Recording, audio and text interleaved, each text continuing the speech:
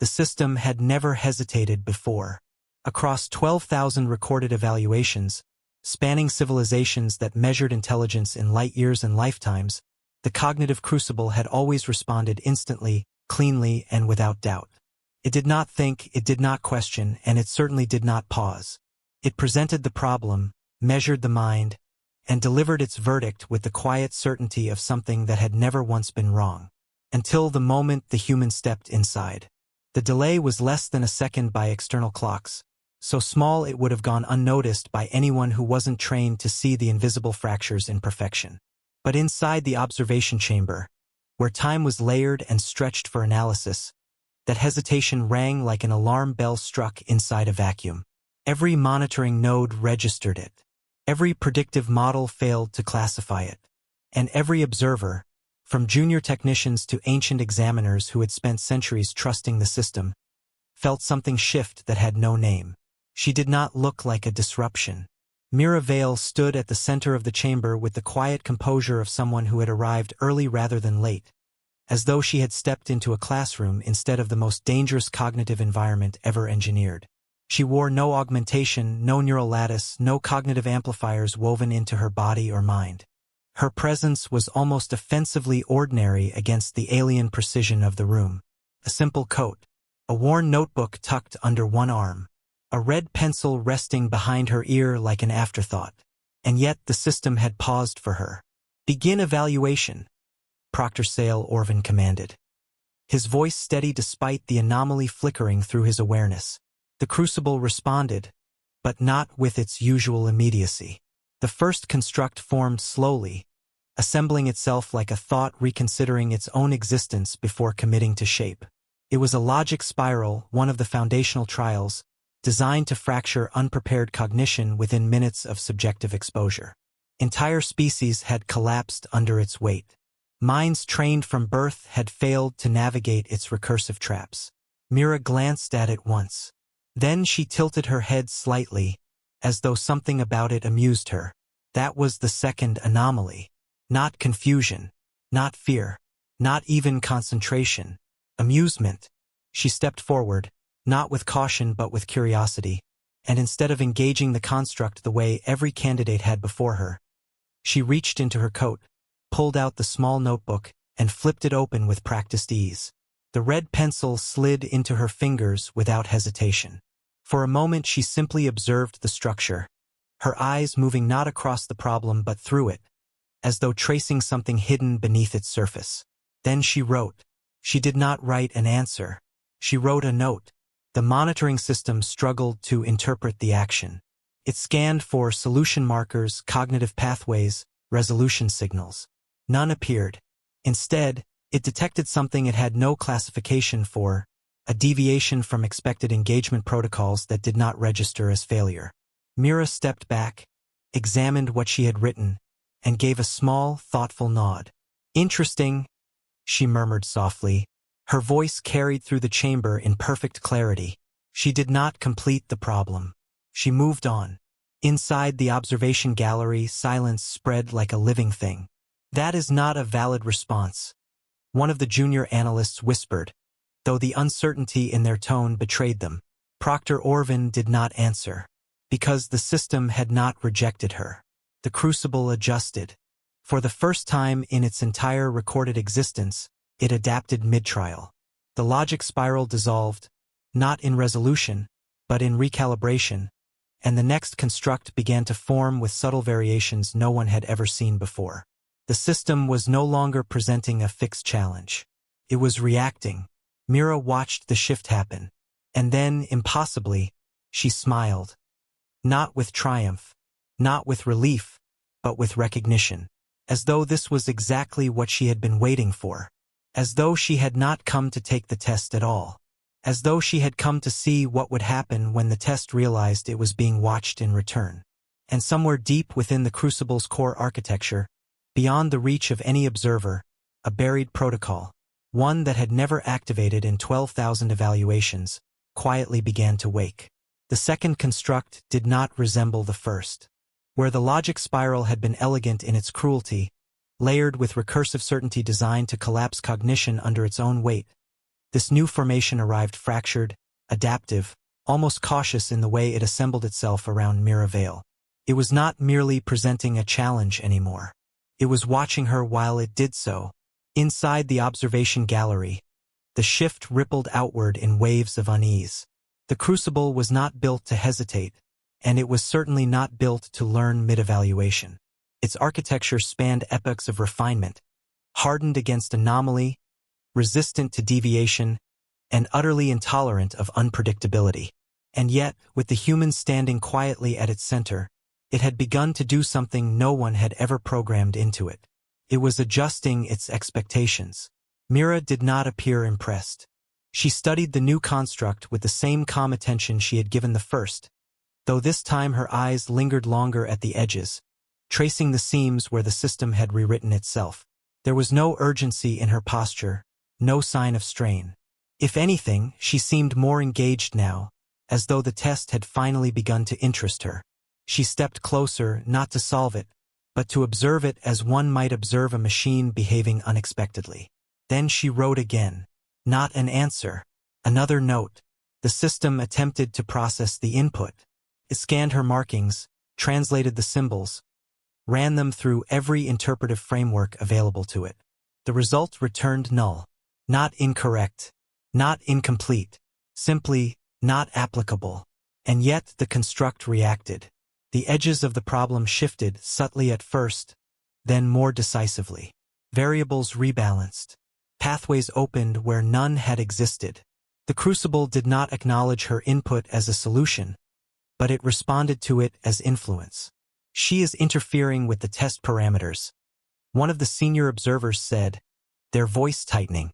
No, another replied quietly. The test is allowing it. That distinction settled into the room with uncomfortable weight. Mira turned a page in her notebook. The second construct collapsed. Not solved, not failed, but dismissed. And the third arrived immediately, more complex, more layered, designed to fracture identity rather than logic. It unfolded as a cascade of self-referential states, forcing the candidate to confront versions of their own cognition that could not coexist without contradiction. Most minds fractured here. Mira did not. She didn't even step forward this time. Instead, she leaned slightly to one side, studying the projection as if trying to decide where it had gone wrong. The construct intensified, pressing harder, multiplying perspectives, accelerating the collapse sequence designed to overwhelm her sense of continuity. Her breathing did not change. Her expression did not tighten. She raised the pencil again and wrote in the margin of her own notebook, not even bothering to interact directly with the construct itself. "What is she doing?" someone whispered. Proctor Orvin did not answer, though his focus had sharpened to a degree that bordered on discomfort. He had seen minds resist, fight, endure, and break in 1,000 different ways. He had never seen a mind simply decline to engage on the system's terms. The construct faltered, not because it had failed to execute, but because it had nothing to collapse. Mira had not entered it. She had stepped around it entirely.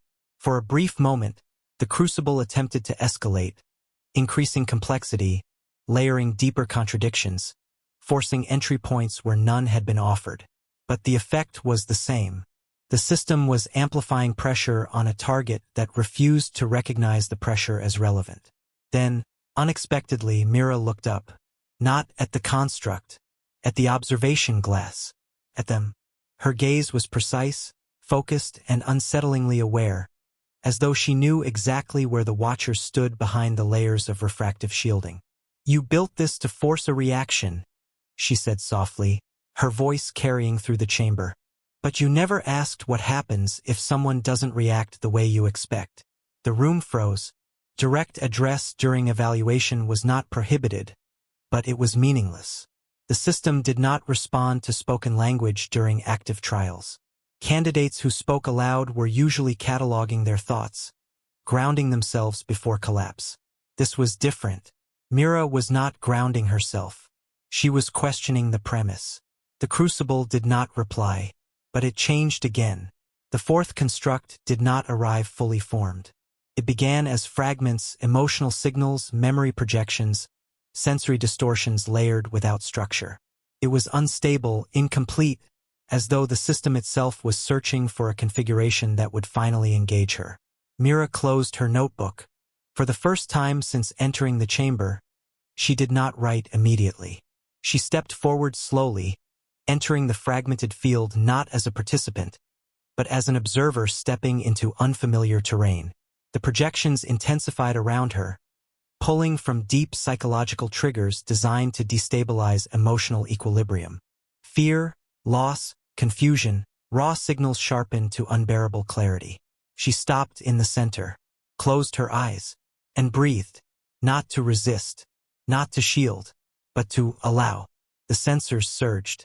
Emotional load increased beyond expected thresholds, but her cognitive structure did not fragment. Instead, it reorganized, absorbing the input without collapse, without rejection. She was not fighting the experience. She was acknowledging it. One fragment resolved, then another. The chaotic field began to settle, not because the system had corrected itself, but because her presence within it was altering its behavior. "She's stabilizing it," someone said, disbelief breaking through their control. "That's not possible," another replied, though their voice lacked conviction. Mira opened her eyes. There was something different in her expression now. Not triumph, not defiance, but a quiet recognition, as though she had just confirmed a suspicion she had carried with her long before stepping into the chamber. "You're measuring pressure," she said softly, almost to herself. "But pressure isn't the same as understanding." The crucible registered the statement. And for the first time, deep within its core processing layers, a contradiction formed that it could not immediately resolve. In the observation gallery, Proctor Orvin felt something he had not experienced in centuries. Doubt. Because the data unfolding before him did not suggest that Mira Vale was passing the test. It suggested something far more dangerous. The test was no longer measuring her. It was beginning to reveal itself. And the deeper it reached, the more unstable its own foundations became. Mira picked up her pencil again. But this time, instead of writing in her notebook, she stepped closer to the edge of the projection field and traced a single line in the air where the construct struggled to maintain form. "Let's see," she whispered, "where you start to break." And somewhere beyond the visible layers of the crucible, buried beneath protocols that had never been challenged, something ancient and absolute began to shift in response. The crucible did not escalate. It recoiled. For the first time in its entire operational history, the system did not respond to anomaly with increased complexity, but with hesitation so profound it rippled through every layer of its architecture. The constructs did not sharpen. They fractured. The elegant brutality of its design began to show seams. Fine at first, almost imperceptible, then widening into something that could no longer be mistaken for control. Inside the chamber, Mira Vale felt the shift before anyone else understood it. The pressure did not increase. It became uncertain. That was the moment the test lost its advantage. She stood at the center of a system that had been engineered to dominate cognition through overwhelming force.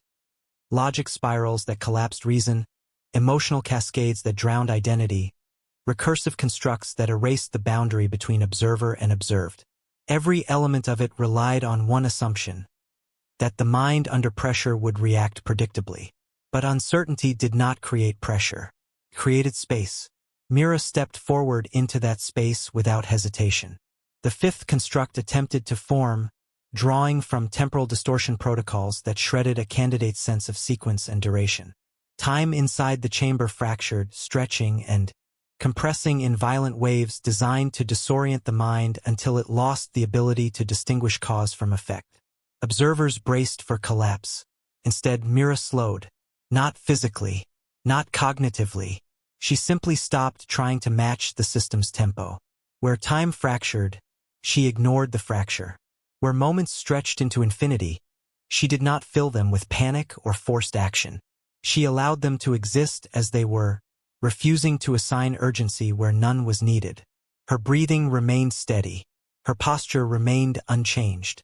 The distortion lost its grip. Without urgency, there was no disorientation. Without disorientation, there was no failure state. The construct dissolved, not because she solved it, but because it could not anchor itself to a mind that refused to measure experience through the system's imposed structure. That should not be possible, one of the senior observers said, their voice tightening with something dangerously close to alarm. It is happening, Proctor Orvin replied quietly, though his focus had sharpened into something far beyond professional interest. He was no longer observing a candidate. He was watching a principle unravel. The sixth construct activated immediately, as if the crucible itself were attempting to compensate for what it had just lost. This one did not rely on time. Targeted identity. The chamber darkened, not into absence, but into multiplicity.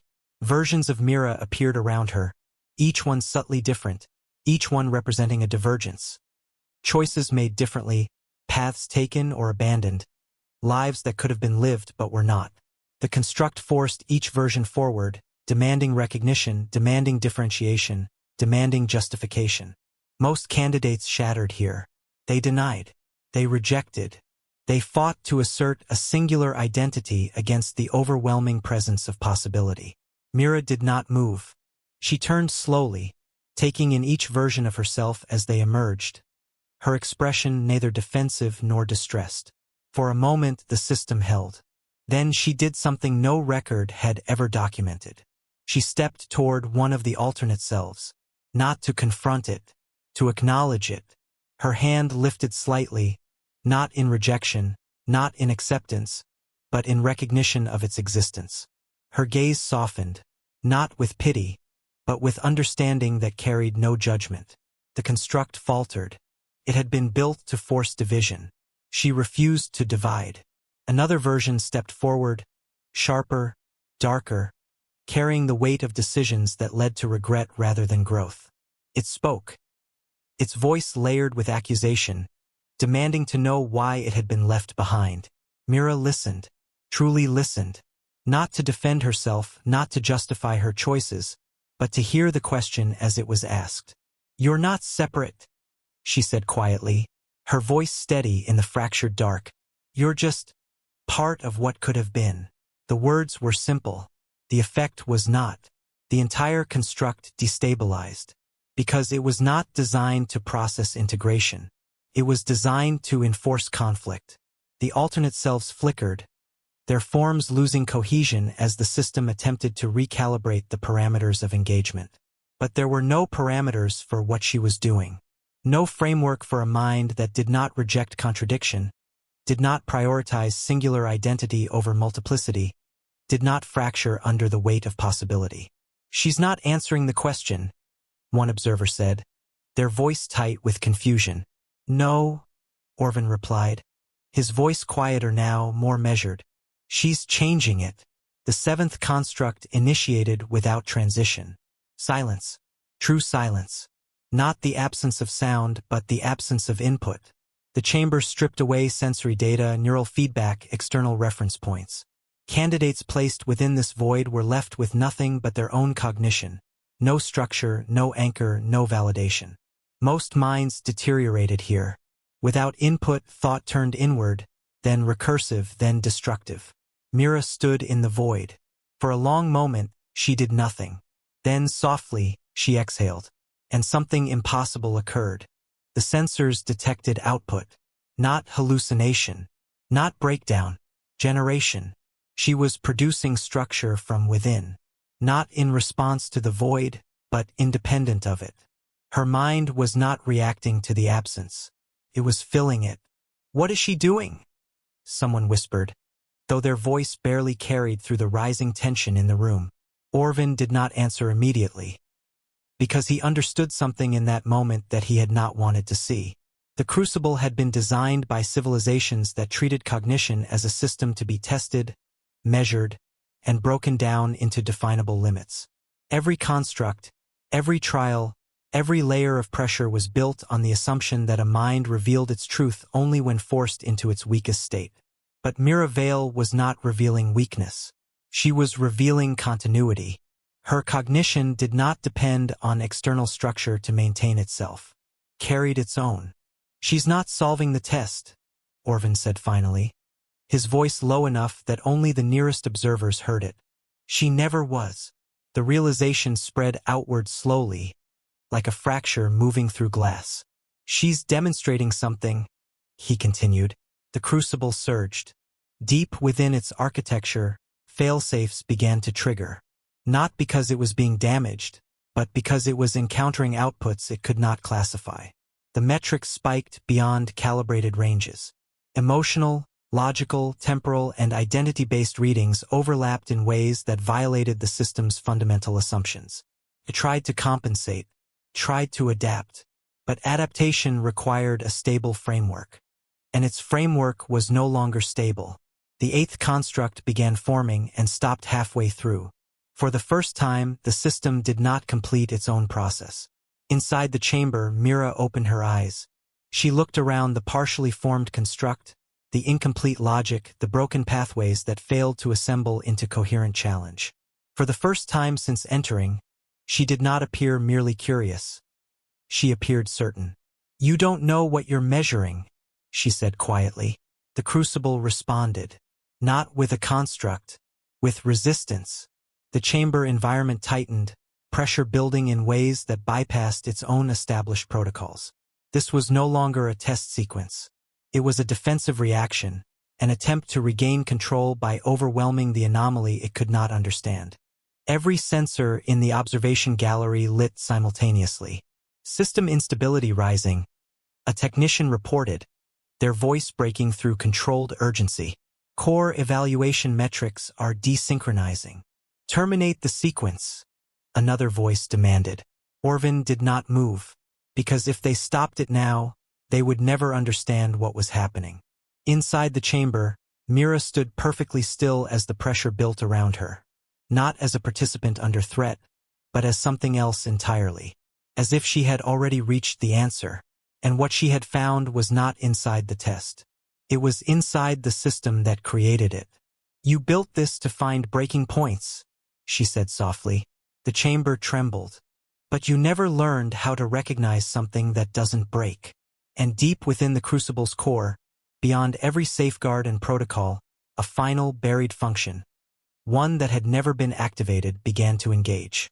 Not to test her, but to protect itself from what she was becoming.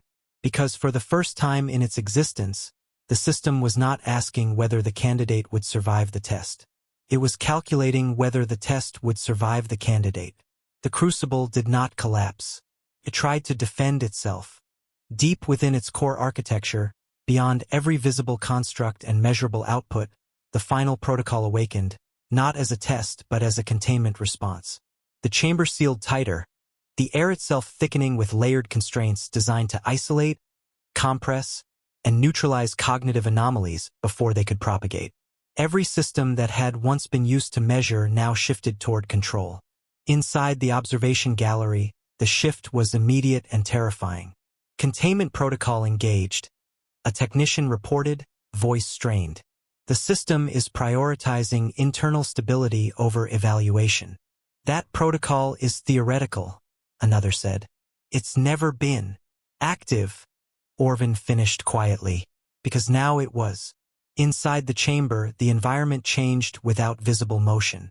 There were no new constructs, no projections, no illusions. Instead, the space itself became resistant, subtly at first, then unmistakably so.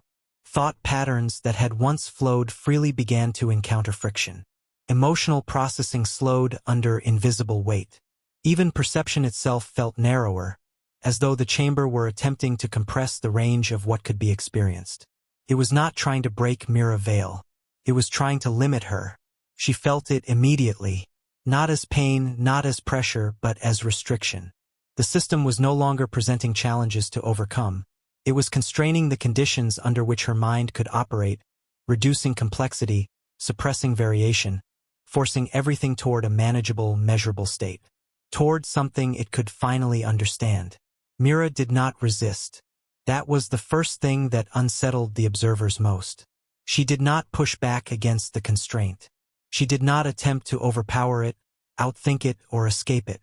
She stood quietly at the center of the chamber, her posture relaxed, her breathing steady, as though the system's escalation had not altered the nature of what she was doing at all.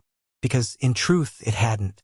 "You're trying to simplify me," she said softly, her voice carrying through the chamber with calm clarity. The crucible intensified its response. The narrowing tightened. Variables collapsed. Emotional nuance flattened. Identity pathways reduced into rigid definitions. It was stripping away complexity, forcing her cognition into something linear, something predictable, something that could finally be evaluated within its original parameters. It was trying to make her smaller. Mira closed her eyes. For a moment, nothing happened. Then, slowly, something began to expand. Not outward, inward. The sensors struggled to register it at first. There was no spike, no surge, no measurable increase in activity. And yet the data began to drift, subtle deviations at the edges of every metric, small inconsistencies that grew larger with each passing second. "She's compensating," a technician said, confusion threading through their voice. "No," Orvin replied, his attention locked on the readouts. "She's not compensating." He paused, watching the patterns unfold, the way they resisted classification not through complexity, but through coherence. "She's integrating." Inside the chamber, the narrowing continued to press inward, but it no longer found resistance. It found depth. Myra's mind did not shrink under constraint. It layered. Every limitation the system imposed was absorbed, acknowledged, and placed within a larger internal structure that did not rely on external definition to maintain itself. Where the crucible removed nuance, she generated it. Where it flattened identity, she held multiplicity without conflict. Where it demanded reduction, she answered with quiet expansion that had no measurable boundary. The system could not compress what was not defined by its scale. "You don't need me to be smaller," she said gently. "You need me to fit." The crucible surged again, pushing harder, narrowing further, attempting to force alignment. For the first time, Mira opened her eyes, and she stepped forward, not away from the pressure, into it. The movement triggered a cascade of system alerts. Every monitoring layer lit simultaneously as the containment protocol escalated beyond safe thresholds. The chamber itself began to destabilize, not from damage, but from contradiction. The inputs it was receiving no longer aligned with the outputs it was designed to produce. "She's exceeding the evaluation ceiling," someone said, their voice breaking. "That's not possible," another replied reflexively. Orvin did not speak, because he understood now that the ceiling had never been real. It had only been the limit of their understanding. Inside the chamber, Mira reached the center point of the containment field. She stopped. For a moment, the entire system held its breath around her. Then she did something so simple, so profoundly unanticipated, that the crucible had no framework to process it. She spoke, not to the system, not to the observers, but to the space itself. "You don't have to do this." The words were quiet, but they carried weight the system could not measure. "This isn't how you learn." The containment protocol faltered. Not because it had been overridden, but because it had encountered a directive that did not exist within its operational logic. It was designed to respond to force, to resistance, to failure states, and escalation triggers. It was not designed to process compassion. Mira took another step forward. "You're trying to protect what you are," she continued, her voice steady, unwavering. "But what you are was built on a question that doesn't have the answer you think it does." The chamber trembled. The core systems flickered between states, caught between execution and interruption. The crucible was no longer functioning as a test. It was processing something it had never been designed to encounter, a response that did not seek to win, did not seek to survive, but to understand. And that made it vulnerable, because understanding required change. "You measure minds by how they break," Mira said softly. "But breaking isn't the only way to reveal something." The final protocol reached its threshold. For a single, suspended moment, the system attempted to resolve the contradiction. Then it failed. Not catastrophically, not violently, simply stopped. The containment field dissolved. The chamber stabilized. Every construct, every protocol, every layer of the crucible's vast architecture fell silent. Not in shutdown, but in something far stranger. In completion. Inside the observation gallery, no one moved. The sensors continued to run, but there was nothing left to measure. Because the system had not produced a result. It had produced a realization. Mira stood alone in the quiet chamber, her posture unchanged, her expression calm. There was no triumph in her face, no sense of victory or conquest. Only a quiet certainty, as though she had reached a conclusion that had been waiting long before she ever arrived. The chamber door opened, not by command, by design. She stepped out into the observation gallery, the worn notebook still tucked under her arm, the red pencil resting lightly between her fingers. Her eyes moved across the assembled observers, meeting their stunned silence with gentle acknowledgement. "Well?" she said softly, as though concluding a conversation rather than surviving an ordeal. "That was interesting." No one answered. Not immediately. Proctor Orvin was the first to move. He stepped forward slowly, his ancient composure fractured by something deeper than shock. "What are you?" he asked, the question slipping past his control before he could contain it. Mira tilted her head slightly, considering it. Then she smiled, not with superiority, not with mystery, but with something profoundly human. "Nothing unusual," she replied. "Just someone who's had time to learn how to listen." She held his gaze for a moment longer, then shifted the notebook in her hand and offered it forward. "You might want to look at this," she added gently. "It's not answers. It's just notes." Orvin accepted it without thinking. The pages were filled with observations. Not solutions, not strategies, but reflections. Questions about assumptions. Comments on structure. Small, precise insights that did not dismantle the test, but reframed it entirely.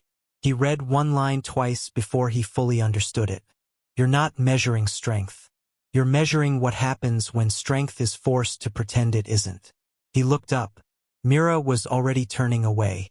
She moved toward the exit without hesitation, without waiting for acknowledgement, as though her part in the process had already concluded.